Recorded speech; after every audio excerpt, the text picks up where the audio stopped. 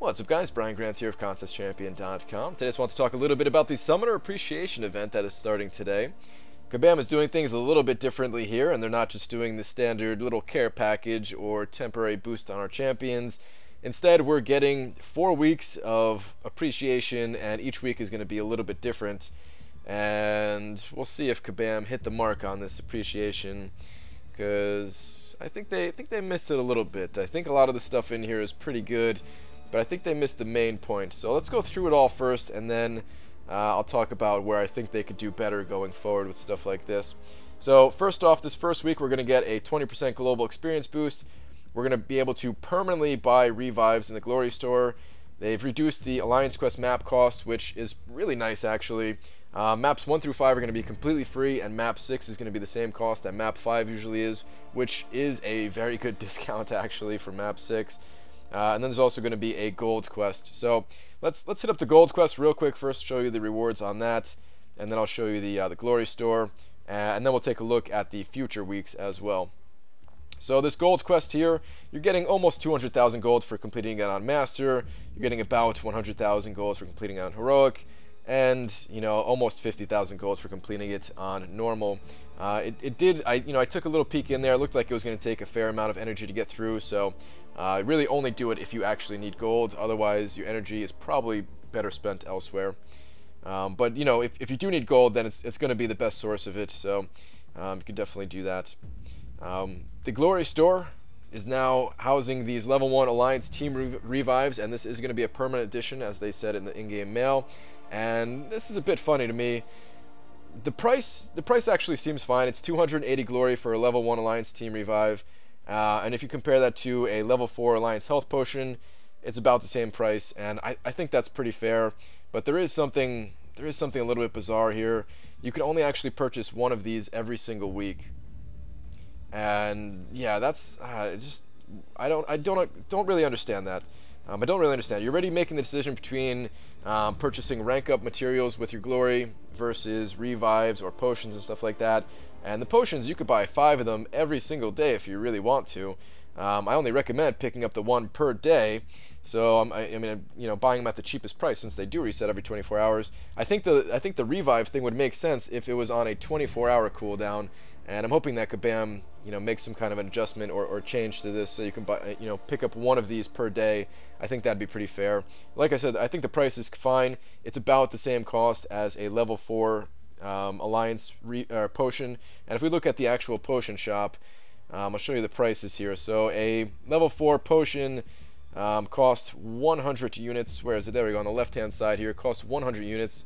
And then a level 2 team revive, because you can't pick up the level 1s, level 2 team revive is almost double that for 180 units. So I mean, if it was a level 2 team revive in the Glory Store, I think it would have to cost a lot more glory, and at that point, I mean, it'd be really hard to justify spending like 500 glory if we went by the rates in the actual potion shop. It'd be tough to justify, plopping down 500 glory for a revive. So I think this is actually fine in terms of price, but really needs to be on like a 24-hour cooldown in my opinion. It's just bizarre. Taking a look at Kabam's blog post here, we can see what we're getting for the rest of the weeks. So the first week we're getting that 20% experience boost, and that's going to last for all 4 weeks. And then for weeks 2, 3, and 4, they're just adding on more and more stuff. So for week 2, we're getting an additional 20% gold. For week 3, it's going to be gold and battle chips increased by 20%, and I gotta love seeing this, man. As an arena grinder, battle chips is the major source of units for myself, so yeah, 20% extra battle chips, gotta love that. Week 4 is going to be gold, battle chips, and an attack and health boost.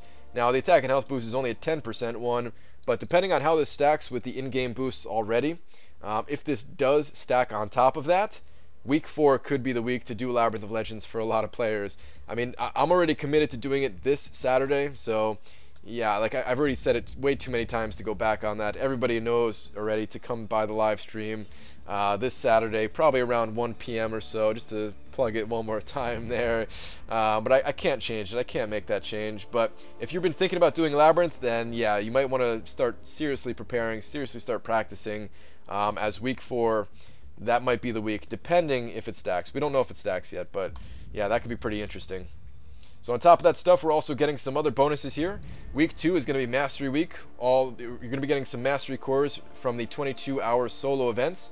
I'm not sure exactly which Mastery cores it is here. It doesn't really say, but regardless, you know, those solo events are already very rewarding as is. So to get some additional Mastery cores, that's good stuff.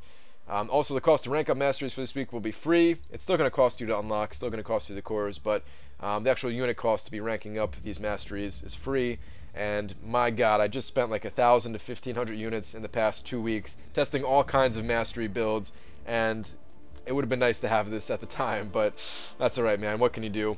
There's still plenty more Mastery stuff that I need to test, so next week you guys can expect a lot more Mastery content, a lot more testing to figure out exactly how effective these Masteries are, a lot more different builds coming your guys' way depending on what you're looking to do. So yeah, if you're into the Mastery content, then week 2 should be pretty interesting. Week 3 is a donation bonus when you're donating to the Alliance Treasury using units with the conversion badge, which is whatever. Week 4, you get to trade up your potions, 5 level 1 Alliance potions to get a level 2, and 3 level 2s to get a level 3. And yeah, this also kind of puzzles me that they're doing this. I get that, you know, there's only a limited number of items that you can use in Alliance Quest or Alliance War, but we aren't exactly swimming in level 1 potions and level 2 potions. At least I'm not. So yeah, if they were going to do some kind of system like this, I think it could be pretty cool. But 5 level 1s just to get 1 level 2? It just seems kind of crazy. I would never do that. A lot of times I can use, you know, like 1 level 1 Alliance health potion to get just above a threshold for Ultron, then, you know, be able to heal up much more than any of these potions can actually give. So yeah, I'm not going to be doing any kind of potion conversion during week 4. They also do mention that there is a 7-day Summoner Appreciation login calendar with sweet loot, and that sounds pretty interesting. I'm interested in sweet loot. As always though, I hope that the best loot available to us will remain in difficult content. So I'm talking about like tier 2 alphas and 5-star awakening gems. I don't like just being handed that stuff for free. I want it to remain in hard content, and what I do hope to see for free is Alliance potions and Alliance revives. Because I feel like with all the stuff that's being given to us, I feel like Kabam is missing the mark a little bit in understanding that, you know, dealing with these bugs and issues, it's cost us in terms of Alliance health and Alliance revives. Dealing with things like Dormammu and trying to evade against Dormammu being very difficult. And although I do have to admit, like, most of the deaths that I faced, they're still on me. They weren't due to the bugs. There definitely were times where I died and it was due to the bugs, and it'd be nice to get some kind of compensation for that. The rest of the stuff here, it's great, man. It's really great. I'm looking forward to getting all those extra battle chips, the Mastery cores. A lot of the stuff seems awesome, but I feel like for a lot of players, Kabam is just, they're giving out different rewards than what people actually have to spend to get through the bugs and stuff like that. So not really complaining, but yeah, I think Kabam could do a little bit of a better job.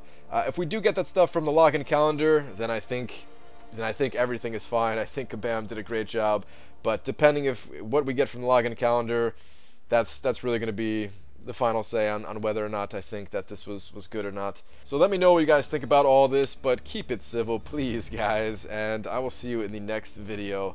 Take care.